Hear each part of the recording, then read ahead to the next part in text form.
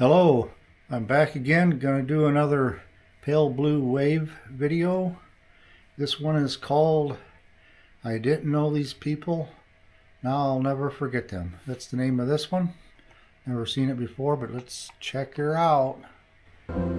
Sometimes I get messages, people telling me I should do more dog portraits, and do not get me wrong, I love dogs. I grew up with golden retrievers, and I had my own golden retriever in my 20s. His name was Wally. He was a big, beautiful golden retriever, and I'm going to put a picture up so you can all see how beautiful he was. He lived until he was 10 and died of cancer, unfortunately, but I miss him. He was my best bud. But when it comes to portraits, I just prefer humans.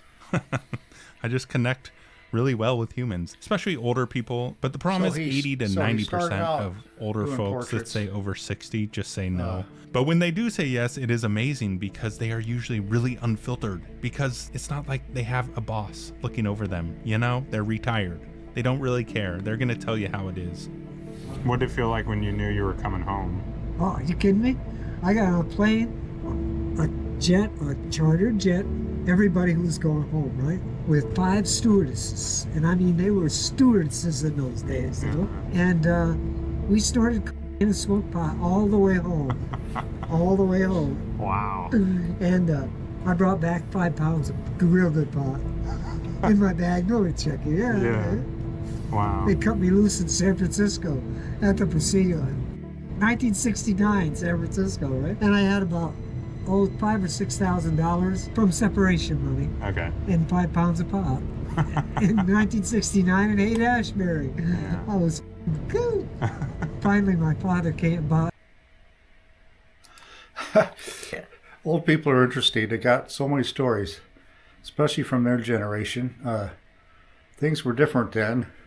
Obviously, you could get on a plane and just fly. They didn't check your bags unless you look suspicious or something. And nowadays you gotta stand in them lines and go through the, oh my gosh. But anyway, things were different back then, and I like the way he said older people are unfiltered. They don't, they're more likely to tell how it was. They're not holding back. This guy seems pretty interesting. Let's get back into that. After 4 months, my father came and got me. How did he find out where you were? Oh, my sister told him, because she lived in New York City then, and I had called her. Because I asked her if she wanted any of the spotter, should I sell it all?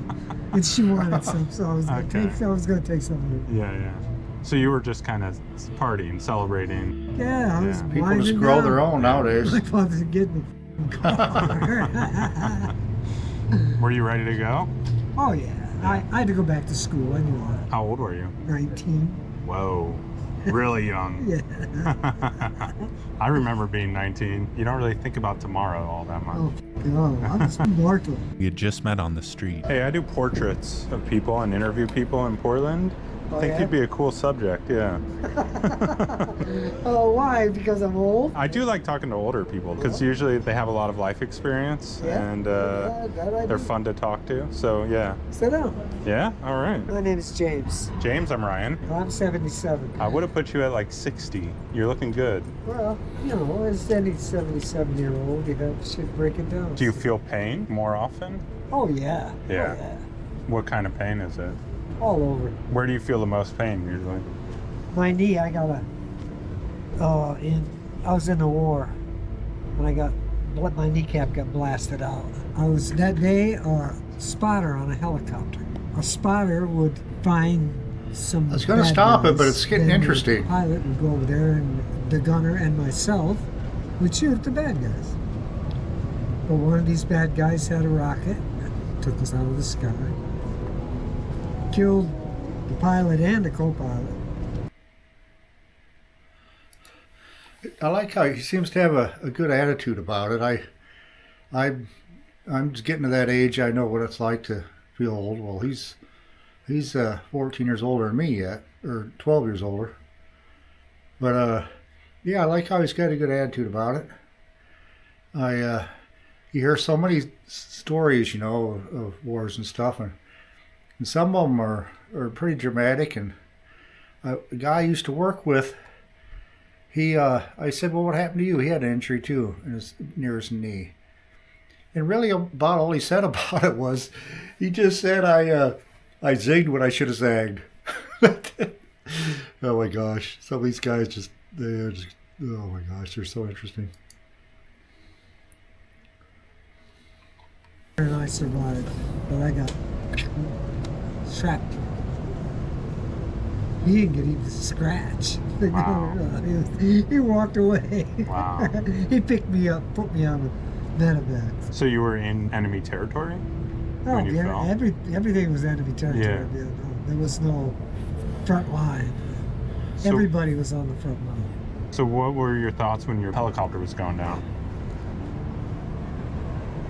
I wanted to live. I didn't think anything else. Just be able to take the impact. And our Wonder when this skids took interview's the from. impact pretty well. When that rocket It's, hit, I mean, pretty recent, I was I think. feeling so much adrenaline that I was hard. Do you still remember it, like in detail, the moment? Not really. I did for a long time, but I got over that shit. Yeah. Yeah. Yeah, I got over that shit. When you got back from the war, That was hard because in the early 70s, everybody fucking hated you. You know, you were a criminal for fighting that war. I mean, that's how bad the American people thought about that war. 80% of the population said, get the fuck out of there, with no business being there. Well, I see how they feel there. I think a lot of wars are like that. I mean, most wars are just dumb. But anyway, I think the early part of the war, you know, people were more gung-ho about it and that. But over time goes by, when people first signed up, they didn't really know what they were getting into. They thought, you know, it was a good cause, all that stuff. But by 71, people, you know, they realized it was kind of a joke. But if you're drafted, you were drafted. You had to go no matter what. But it just got to where people weren't signing up in the 70s. But I know enough about the history of it for that. But if you really think about it, the only clear war where we were clearly the good guys, who the bad guys were, was clear. Was World War II. And the first Gulf War, you know, had to get Saddam out of Kuwait. I mean, that's just something we had to do. But most other wars, it's just a huge gray area. But I like how this guy maintains pretty good attitude about it. I mean, of course he does. It's been a long time. And, you know, he's past all the passionate drama about it. He's past all that. Anyway, let's get back into that. And so you felt that coming back because you were one of the bad guys instead of supporting the troops that should.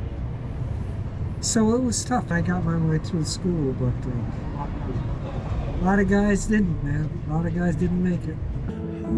See, interesting guy, wasn't he? And he looks pretty good for his age, don't he? I'll be darned.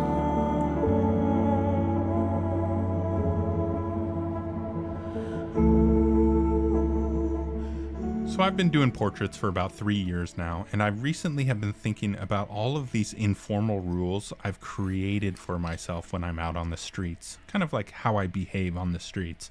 And one of those rules is that I will not holler at someone when their back is turned to me and they're walking away. Now, you might think that is an acceptable rule, and to me it sounds reasonable because social norms say you probably shouldn't be hollering at people, and if you don't know someone, it's always better to meet them face to face. So I usually refrain from hollering at people. But I will say that every time I've done it, it's worked. I've noticed they don't mind at all, and they've always Hate stopping it so much to say something, but shoot, I might forget what I was going to say if I don't stop it right then. But anyway, it seems like this would be a good educational video if you're somebody who plans on interviewing people. he's got a little bit of insight into it and some tips. So, yeah, I'll be darned. I thought it was just going to be the video of that guy, but it's a lot more. As long as I'm still being respectful out there, I think it should be okay. I don't know. What do you guys think? Anyways, here's the video. Hey, excuse me. Oh, shoot, it's Hey. another one. Hey, I do portraits How of long people in have I been doing Portland. this already? I think you'd be a cool subject. Me? Oh, yeah. What the heck? I'll do another Thank you. You said that like you What weren't the heck? sure. I'll do another one. I don't know. I think I'm asked for a picture. Can I show you what I do? Sure, yeah. That way you can know what you're kind of getting into. And I do portraits. Oh, yeah, I've seen your thing. You've seen this? Okay, Yeah, okay. totally. So you down? Yeah, sure. Okay. What's your name? Go to try. Natalie. Natalie, I'm Ryan. Nice to meet you. Are you Portlander? No, I'm from Chicago. So you're visiting Portland or? No, I live here, so I am a Portlander. Oh, okay, Not okay. Like an OG. Apparently, Let's the go guy's for it. kind of famous around Portland. Oh, do that again. Like, yeah. There you go. Just look up, not into the sun. Portlander. I don't want you to like burn your eyeballs. Yeah. That is amazing. Yeah. I love the dramatic flair you have. You're just coming with the drama. Little Scorpio vibes. I got you serious. You like the serious stuff I though? do sometimes. Someone might say I'm like too serious. You might be too serious. She's cute, ain't she? I believe it. So much good stuff here. Thank you so It's gonna be crazy trying to decide. What are you passionate about?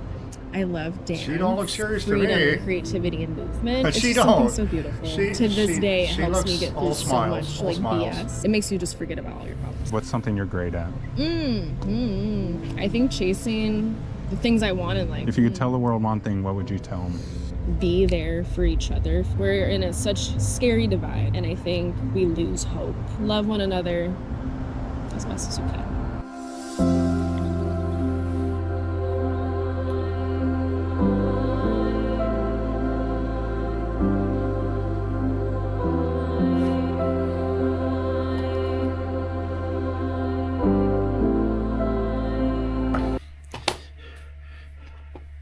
Yeah, yeah, that was kind of educational too, as well as entertaining. I can relate to a lot of what he was saying, and you learned something about interviewing people, and he had two interesting stories there.